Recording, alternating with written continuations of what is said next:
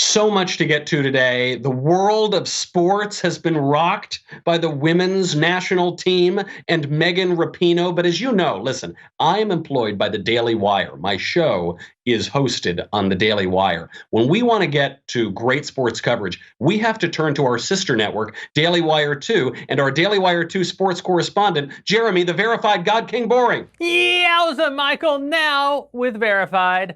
Bold but not old.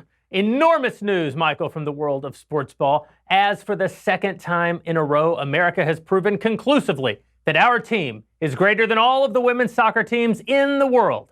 And by our team, I mean the FC Dallas Under-15 Boys Academy, a squad of 15-year-old and younger lads not quite athletic enough to play football or baseball or even basketball, but who are nevertheless better than the America's national women's team, who in turn is better than all the other women's national teams from all the other nations who let women play sports ball.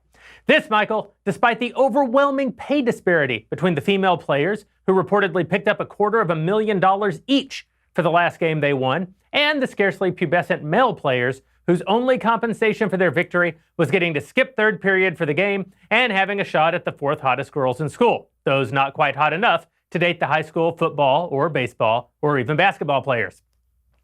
Nevertheless, as no average teenage male was yet allowed in the twice-a-year global tournament known as the FIFA Women's World Cup, America's women's national team emerged victorious in a competition handily defeating Holland, a nation literally filled with Dutch. They won by a score, Michael, of 2-0. The Pride of America celebrated their win by trampling the flag of the nation they were being paid to represent, doing a cute little girl dance, and bitching incessantly about how they aren't paid at the same as men to do the exact same job. Completely missing the point that their job is not in fact to kick a sports ball, but to generate revenue in the form of ticket sales, merchandise, and TV licensing rights, which they do not do. International media was quick to provide context for the women's nagging by pointing out that men and women are exactly the same. Because men are famous for nagging.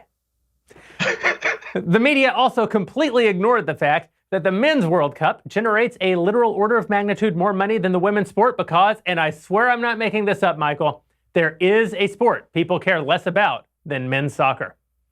The media did stick it to President Donald Trump, however, reporting on how a group of young people calling themselves Americans, despite clear on-camera evidence that they were watching girls play soccer in public in France, were cursing the U.S. president after Team USA's win.